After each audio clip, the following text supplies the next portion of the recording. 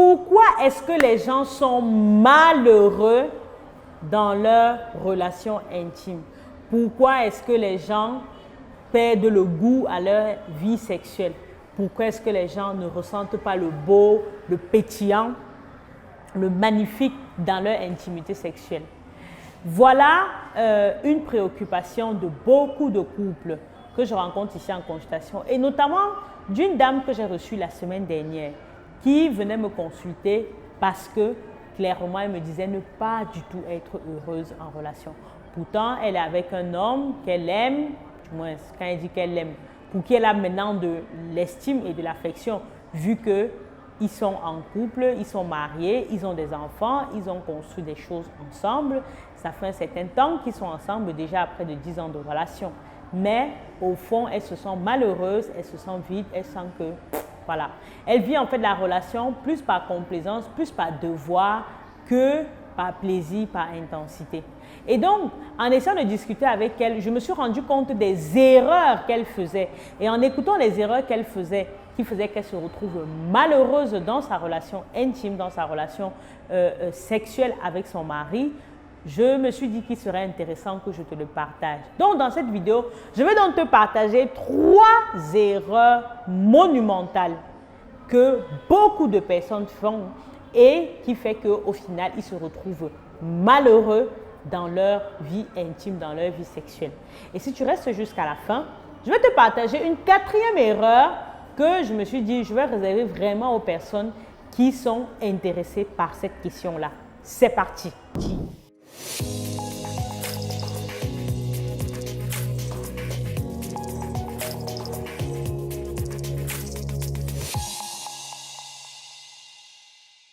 Hello, hello! Bienvenue à toi sur ma chaîne YouTube. Je suis Linda Takou, sexologue et j'ai surtout à cœur de t'accompagner à trouver ou à retrouver une sexualité épanouie, toujours dans le respect de ce que sont tes limites et bien sûr dans le respect de ce que ton corps et celui de ton partenaire aiment.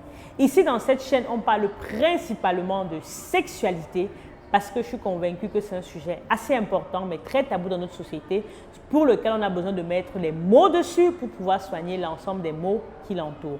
Je parle également dans cette chaîne de naissance parce que la naissance est une des finalités de la sexualité et bien sûr de parentalité parce qu'après la naissance vient la parentalité qui est la responsabilité d'assumer ce rôle de parent que beaucoup de personnes ont choisi.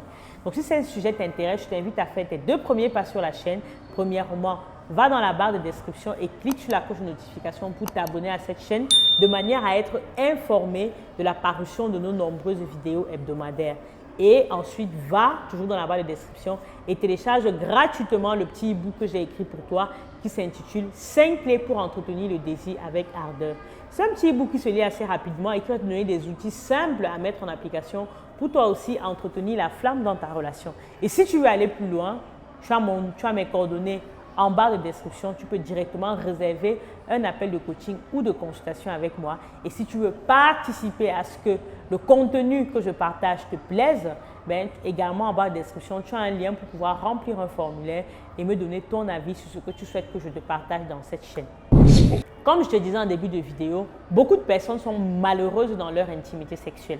Elles se retrouvent après quelques années où au début il y avait l'euphorie, la joie, le pétillant de rencontrer son partenaire, de débuter une vie sexuelle, de profiter de tous les plaisirs qu'offre la sexualité. Elles se retrouvent quelques années à être aigries, à être frustrées d'une vie sexuelle qui ne les convient pas. Elles se retrouvent en fait à être malheureuses.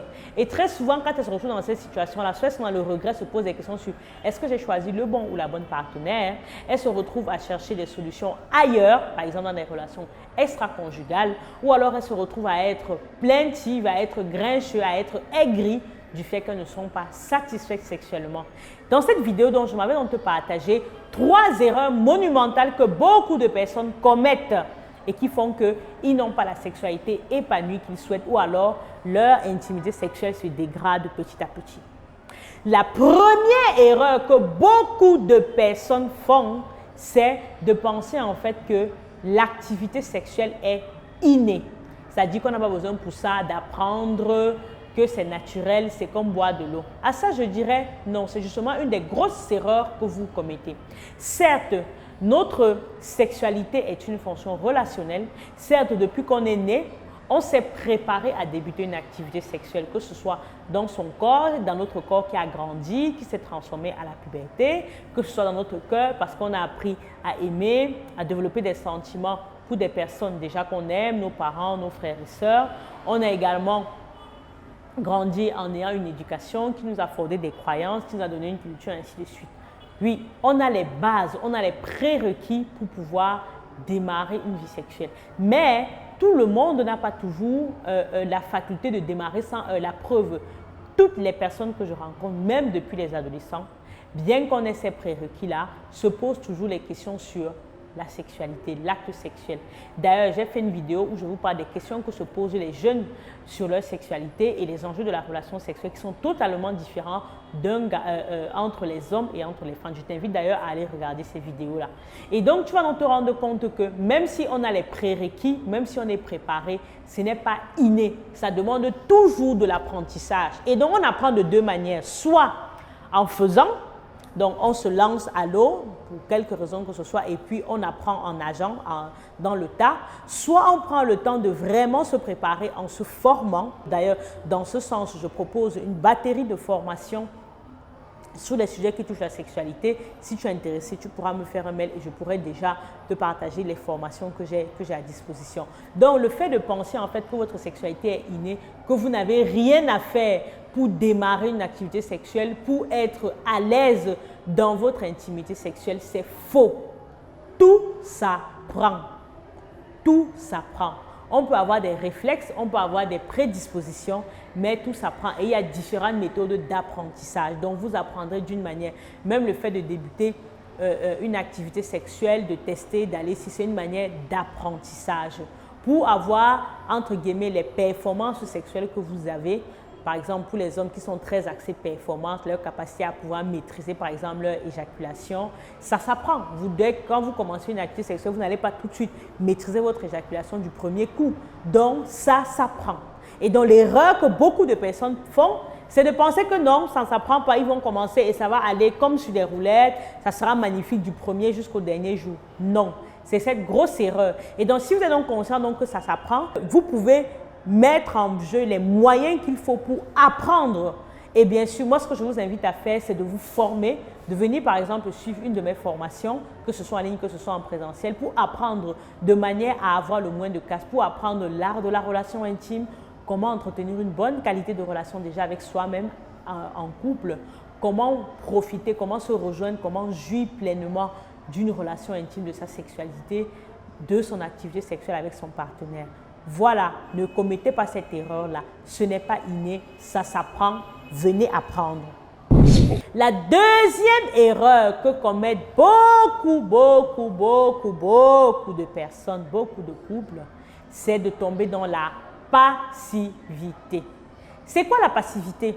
La passivité, c'est je laisse faire, je reste tranquille, je laisse faire, ça monte, ça descend, je laisse faire. Et au-delà de laisser faire, c'est le fait aussi de croire que c'est l'autre qui doit faire. Et ça, c'est vraiment un des gros pièges dans lequel tombent les gens et qui font qu'ils deviennent très vite aigris sexuellement. C'est qu'ils pensent que c'est au partenaire de tel fait. Ça peut être les femmes qui pensent que non, c'est à l'homme de faire comme ça, de tenir mes pieds comme ça, c'est à l'homme de me pénétrer, c'est à l'homme de demander quand il a envie de faire l'amour. Je n'ai pas. Voilà, le fait d'être passif va sûrement vous entraîner à être très malheureux dans votre intimité. Le fait de ne pas demander ce dont vous avez besoin, le fait de ne pas aller chercher ce dont vous avez besoin, le fait de ne pas être en action pour avoir ce que vous souhaitez dans votre intimité sexuelle. Voilà le piège qui vous donne et voilà l'erreur que beaucoup de personnes commettent. Et quand on tombe justement dans la passivité, imaginez que vous soyez dans la passivité et que votre partenaire soit également dans la passivité. Très vite, la relation va mourir. Ou alors, imaginez que vous soyez dans la passivité et que votre partenaire soit dans l'action. À un moment, il va s'épuiser. On a besoin tous d'équilibre. Donc, évitez cette erreur-là. Fuyez la passivité. Optez pour l'action. Optez pour faire quelque chose. Optez pour être celui qui va initier, qui va impulser qui va être dans l'action au lieu d'être celui qui va croiser les bras, attendre à longueur de journée et toujours attendre. Ça ne va pas vous servir et je vous assure que si vous continuez comme ça, vous finirez sûrement malheureux et très aigri dans votre intimité sexuelle. La troisième grosse erreur, mais vraiment monumentale, que beaucoup de personnes font et qui font qu'ils sont malheureux et aigris dans leur intimité sexuelle, c'est le fait de ne pas communiquer. Oui, on ne vous le redira jamais assez. La communication est importante. La communication est la base de toute relation et pas seulement sexuelle. Si vous ne communiquez pas, vous n'exprimez pas vos besoins, vous n'exprimez pas vos attentes, vous n'exprimez pas vos désirs, vous n'exprimez pas vos plaisirs, vous ne dites rien. Ou alors, si vous restez bouche bée, vous ne donnez jamais votre avis, votre partenaire ne va jamais savoir qu'est-ce qui vous convient, qu'est-ce qui ne vous convient pas. Si vous restez toujours bouche bée, à être frustré, à être aigri dans votre corps, à penser que l'autre est devin et va deviner ce que vous voulez, c'est ça qui va vous rendre aigri. Et malheureusement, beaucoup de couples tombent dans ce piège-là. Parce qu'on se dit que non, il est censé savoir que j'aime ça. Lui-même, il ne voit pas qu'il doit faire comme ça. Non. Déjà, avec vos propres frères, même père, même mère, avec qui vous êtes sortis du même ventre, vous n'arrivez pas toujours à deviner ce qu'ils veulent, même au quotidien. Imaginez un homme, une femme que vous ne connaissez nulle part, d'Adam ni d'Ève, que vous rencontrez à un moment de votre vie et avec qui vous décidez de cheminer. Vous êtes ensemble peut-être depuis 2 mois, 3 mois, 1 an, 2 ans, 3 ans et vous vous attendez à ce qu'ils connaissent tous vos pensées, qu'ils vous devinent. Non, ça arrive pour les gens qui ont fait 15 ans, 20 ans, 30 ans ensemble, parfois même encore plus. Et encore, la communication est toujours importante. On peut communiquer avec la bouche, tout comme on peut communiquer par des langages qui sont non-verbaux. Mais moi, je vous en prie, apprenez à communiquer, à utiliser votre parole pour exprimer clairement ce que vous avez besoin. Vous allez voir que ça va totalement changer votre intimité. Parce que quand vous communiquez, vous pouvez dire ce qui vous va. Vous pouvez dire que je suis contente, je ne suis pas contente, je suis en colère, je suis joyeuse, ça me va, ça ne me va pas. Fais comme ça, touche-moi ici, touche-moi par là-bas. Mais si vous ne dites rien, l'autre fait aussi comme il peut. Et après, si vous êtes satisfait, vous n'êtes pas satisfait, il fait aussi comme il peut. Donc, la communication va vraiment vous aider. Ne faites pas cette erreur de ne pas communiquer dans votre couple. C'est vraiment capital, c'est vraiment important pour être satisfait sexuellement. Tu es resté jusqu'à la fin. Je vais te partager un quatrième élément, une quatrième erreur que beaucoup de personnes font, encore plus dans nos pays africains où la loi autorise. C'est tout simplement le fait de fuir ses responsabilités et d'aller chercher, de traiter un problème en créant un autre. Oui, beaucoup de couples font cette erreur. Quand les personnes ne sont plus satisfaites sexuellement, qu'est-ce qu'elles font? Au lieu de communiquer, au lieu d'exprimer leurs besoins, au lieu de passer à l'action, au lieu d'apprendre, ce qu'elles font, c'est qu'elles ne font pas tout ça et elles estiment que c'est l'autre qui est coupable, donc à un moment, elles ne se remettent jamais en question. Elles vont chercher ailleurs, elles vont chercher une autre personne.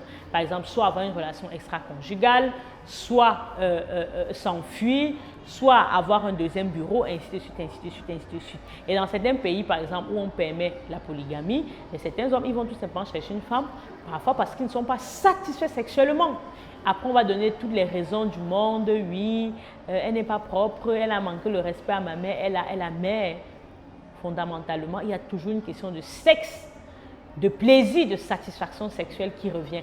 Et quand il n'y a pas cette satisfaction sexuelle, ce petit grain-là qui fait que tu fais l'amour pendant peut-être 15 minutes, mais tu es rempli pendant 2 semaines, pendant une semaine.